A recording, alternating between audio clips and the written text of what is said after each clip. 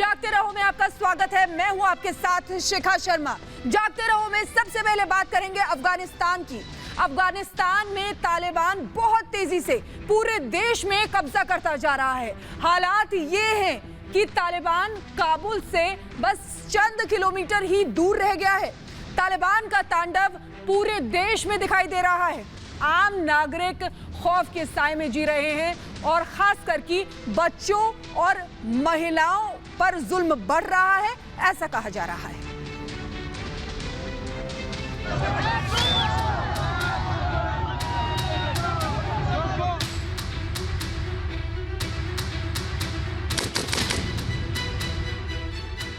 काबुल के करीब पहुंच चुका है तालिबान। अफगानिस्तान में एक के बाद एक प्रांतों पर तालिबान का कब्जा होता जा रहा है। बताया जा रहा है कि देश की राजधानी काबुल से चंद किलोमीटर दूर हैं तालिबानी आतंकी। तालिबान के हाथ जाता अफगानिस्तान।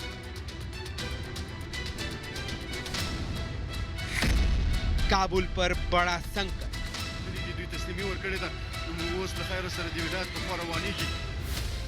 अफगानी सेना के पसीने छूट रहे हैं। सेना और सरकार को समझ नहीं आ रहा कि कैसे तालिबानियों को रोके, क्योंकि कुछ दिन पहले तक ये माना जा रहा था कि राजधानी काबुल तक पहुंचने में तालिबान को कम से कम 1 महीना लगेगा। लेकिन पिछले 1 हफ्ते में तालिबान तेजी से आगे बढ़ा है और अब हालात ये हैं कि काबुल कभी भी उसके कब्जे में हो सकता है। कंधार और हेरात जैसे शहरों पर अब तालिबान का कब्जा है। बाकी बड़े शहर भी तालिबान के कब्जे में आते जा रहे हैं। माना जा रहा है कि सिर्फ काबुल ही बचा है, लेकिन ये कोई नहीं कह सकता कि कब तक। तालिबान के रास्ते में जो भी आ रहा है वो बर्बाद हो रहा है। जगह जगह तालिबानी आतंकी लूटपाट कर रहे हैं। अफगान सेना के हथियार उनके हाथ में आते जा रहे हैं। तालिबान की ताकत बढ़ती जा रही है। शहरों से लोगों का पलायन जारी है। बड़ी संख्या में लोग भाग रहे हैं। कोई दूसरे शहर भाग रहा है तो कोई सीमा पार करके दूसरे देश, क्योंकि तालिबान की असलियत सबको पता है। 20 साल पहले जब उनका शासन था तो अफगानिस्तान नर्क जैसा दिखने लगा था। महिलाओं और बच्चों पर भी भयंकर जुल्म करता है तालिबान। एक बार फिर ये सब बढ़ गया है। तालिबान का महिलाओं पर अत्याचार। पिछले 20 साल में अफगानिस्तान में महिलाओं और लड़कियों की जिंदगी थोड़ी बेहतर हुई थी। स्कूल खुले थे, महिलाएं भी काम पर जाने लगी थी। लेकिन एक बार फिर सब बंद हो रहा है। कई इलाकों में महिलाओं के अकेले घर से निकलने का फरमान जारी कर चुका है तालिबान। महिलाओं को हिजाब पहनना जरूरी होगा। लड़कियों को स्कूल जाने की अनुमति सिर्फ तभी होगी जब उनकी टीचर एक महिला होगी। कई इलाकों में तो 12 साल से ज्यादा की लड़कियों और विधवाओं की लिस्ट मांगी गई है, ताकि तालिबानी आतंकी उन्हें अपने साथ ले जा सके। महिलाओं को गुलाम बनाता तालिबान। हैवानियत की हद यह है कि कई जगह महिलाओं को घर से जबरदस्ती उठाया जा रहा है, उन्हें गुलाम बनाया जा रहा है। बताया जा रहा है कि अब तालिबानी अपहरण और महिलाओं से जबरन शादी करने का प्रयास करेंगे। महिलाएं अब अपने भविष्य को लेकर डरी हुई हैं और देश से भाग रही हैं। लोगों को डर सता रहा है कि तालिबान लड़ाके उनकी बेटियों को अगवा कर लेंगे और उन्हें गुलाम बनाने के लिए मजबूर करेंगे। जो उनकी बात नहीं मानेगा उसे मार देंगे। मुश्किल हुआ तालिबान को रोकना। जो हालात है अफगानिस्तान की, उनसे तो यही लग रहा है कि तालिबान को रोकना अब बेहद मुश्किल हो गया है। काबुल भी अगर गया तो अफगानिस्तान में सरकार नहीं बल्कि तालिबान का राज होगा और अफगानिस्तान फिर हिंसा और जुल्म की आग में जलने लगेगा, जैसा कि 20 साल पहले के तालिबान के राज में होता था। Bureau report, Republic Bharat.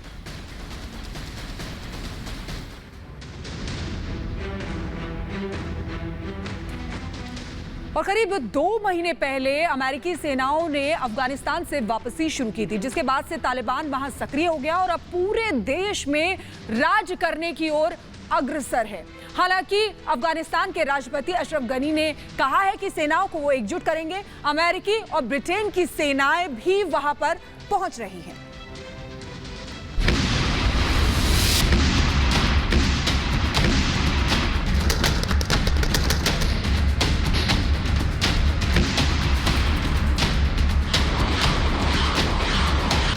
Afghanistan Taliban की लगाई आग में जल रहा है।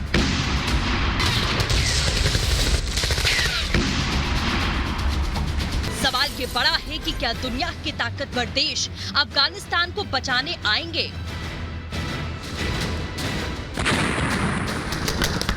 काबुल पर कब्जा करने के बेहद करीब पहुंच चुका है तालिबान।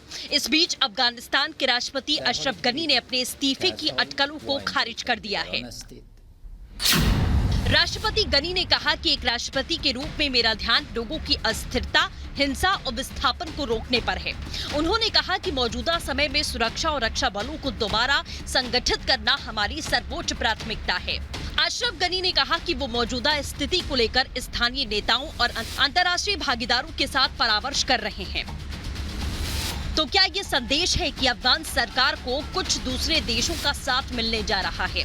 और क्या दूसरे देशों के सैनिक एक बार फिर पहुंचेंगे अफगानिस्तान और तालिबान को रोकने?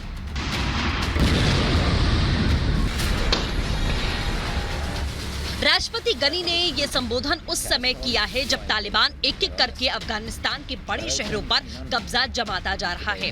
तालिबान राजधानी काबुल से महज कुछ ही किलोमीटर की दूरी पर है। तालिबान ने पाकिस्तान की सीमा से लगने वाले पक्तिया प्रांत की राजधानी पर भी कब्जा कर लिया है। अफगानिस्तान में 34 प्रांत हैं। पिछले 8 दिनों में आधे से ज्यादा प्रांतों में अफगानिस्तान का कब्जा है।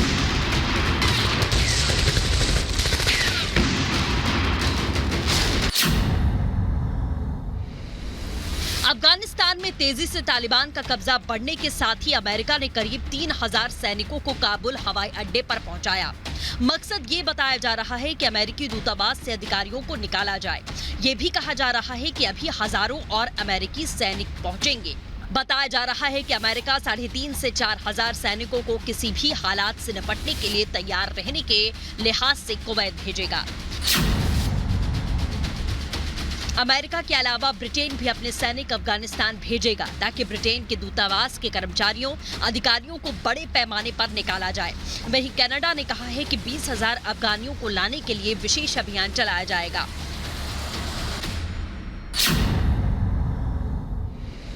संयुक्त राष्ट्र के महासचिव एंटोनियो गुटेरस ने अफगानिस्तान में हो रहे घटनाक्रम पर गहरी चिंता जताई है।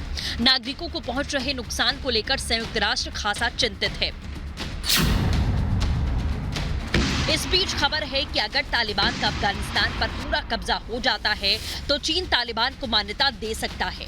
अमेरिकी रिपोर्ट के मुताबिक चीन ऐसी करने की रणनीति बना रहा है, यानी चीन दोहरी चाल चलता हुआ दिखाई दे रहा है। अमेरिकी राष्ट्रपति जो बाइडेन ने कार्यभार संभालते ही 11 सितंबर 2021 तक अफगानिस्तान से अपने सैनिकों की वापसी का ऐलान कर दिया था। अमेरिका की घोषणा के बाद नाटो ने भी अपने सैनिकों को बुलाने का ऐलान किया। 1 जुलाई को अफगानिस्तान से अमेरिकी सेना का पहला जत्था अपने देश लौट गया था।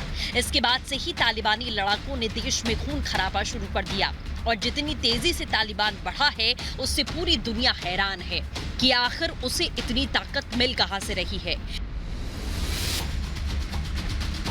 इस बीच भारत, जर्मनी, कतर, तुर्की समेत कई देशों ने कहा है कि वह अफगानिस्तान में ऐसी किसी भी सरकार को मान्यता नहीं देंगे जिसे सैन्य बल के माध्यम से थोपा जाता है, यानी तालिबान की सरकार को समर्थन नहीं दिया जाएगा।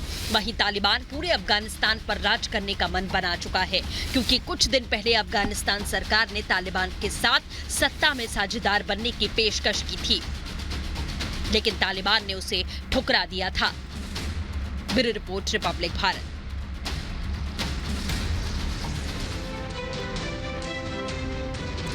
और इधर जम्मू कश्मीर में स्वतंत्रता दिवस के मौके पर आतंकियों के एक बड़े प्लान को ध्वस्त किया गया है। जम्मू पुलिस ने जैश-ए-मोहम्मद के 4 आतंकियों को गिरफ्तार किया है और बताया जा रहा है कि इन आतंकियों को अयोध्या में राम मंदिर की रेकी करने का काम भी सौंपा गया था।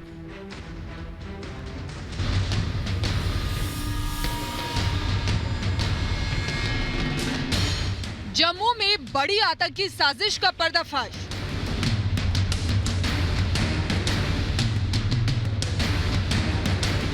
जैश के 4 आतंकी गिरफ्तार।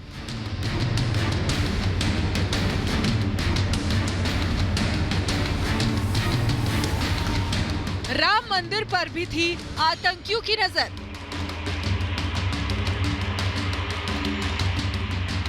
जम्मू कश्मीर की पुलिस ने एक बड़ी आतंकी साजिश का भंडाफोड़ किया है।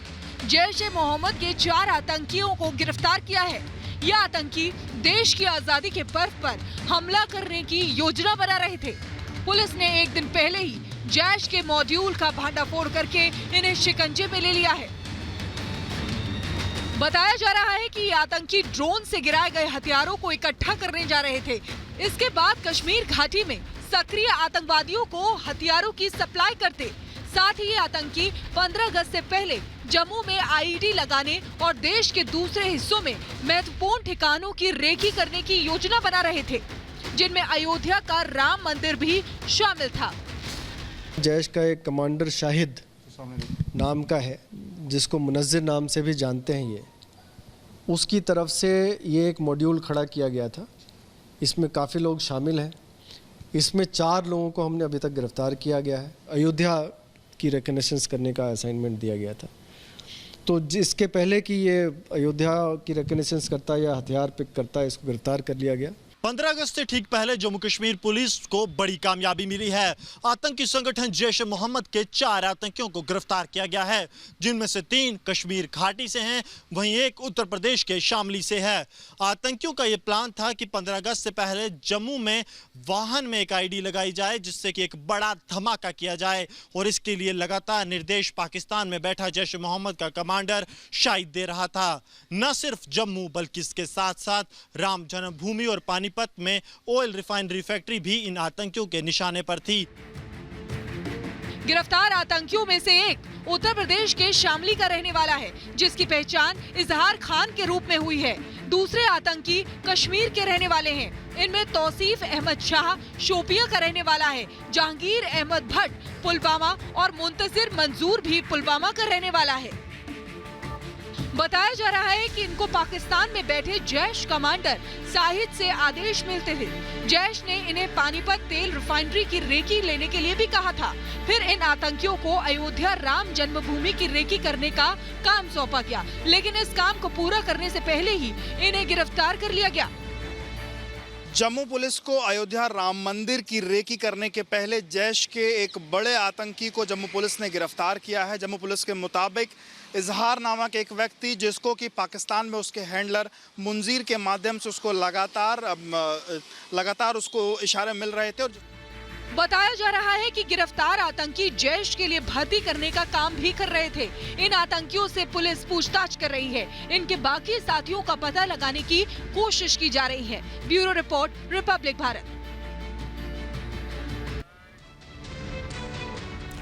और अब बात करेंगे यूपी और बिहार की, जहां बाढ़ से हाहाकार मचा हुआ है। यूपी के पूर्वी इलाके पूरी तरीके से बाढ़ की चपेट में है। वहीं बिहार की राजधानी पटना समेत कई जिलों में पानी ने प्रलय मचा रखी है।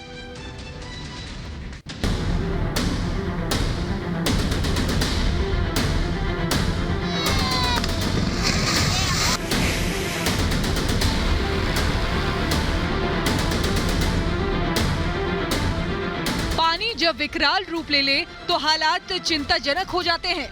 यूपी और बिहार के कई इलाकों में आजकल पानी और बाढ़ ने बर्बादी फैला रखी है।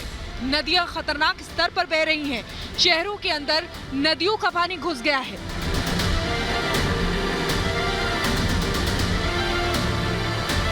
ये तस्वीरें शिव की नगरी वाराणसी की हैं। गंगा नदी का रौद्र रूप यहाँ दिख रहा है। सबसे पहले आपको आसपास की तस्वीरें दिखाते हैं। जहां आप नजर डालेंगे वहां आपको सिर्फ और सिर्फ पानी ही पानी नजर आएगा। खेत खलिहान पूरी तरह से डूब चुके हैं। स्कूल, कॉलेज, घर बार की बात करें, पूरी तरीके से डूब चुके हैं। हालांकि लोगों की तरफ से साफ तौर पर कहा जा रहा है कि हम जो हैं बेहद परेशानी में हैं। जनता त्राही त्राही कर रही है। बाढ़ के चलते वाराणसी के लोगों की जिंदगी पटरी से उतर गई है। एनडीआरएफ की टीमें नाव के जरिए लोगों तक मदद पहुंचाने की कोशिश कर रही हैं।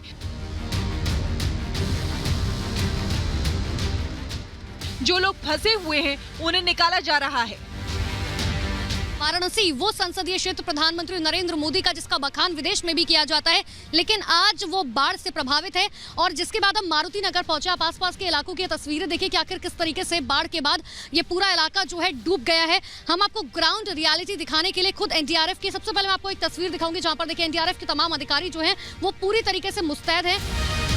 गंगा में पानी इतना आया कि शहर के निचले इलाके तो पूरे डूब ही गए। वाराणसी की घाटों पर पानी भर गया है।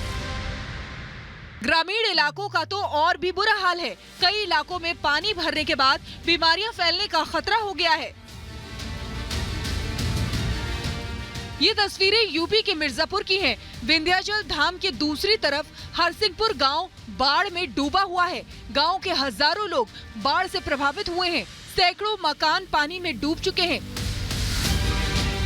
कई लोग ऐसे हैं जो घर छोड़कर कहीं नहीं गए हैं और अपनी छत पर ही रह रहे हैं। लोग कई दिनों से घर की छत पर ही रहने को मजबूर हैं। आने जाने में भी दिक्कत हो रही है। लोगों की घर गृहस्थी बर्बाद हो गई है। मकान में पानी भरने के कारण मकान भी गिरने की कगार पर पहुंच चुके हैं। बाढ़ पीड़ितों का कहना है कि सुरक्षित जगह पर जमीन दी जाए या घर दिया जाए। प्रयागराज में करीब एक हफ्ते से ज्यादा समय तक उफान पर रही गंगा और यमुना में पानी थोड़ा कम हुआ है, लेकिन मुसीबत कम नहीं हुई है। कई तरह की समस्याएं सामने आ रही हैं। बाढ़ प्रभावित क्षेत्रों में बिजली नहीं आ रही है। पीने का साफ पानी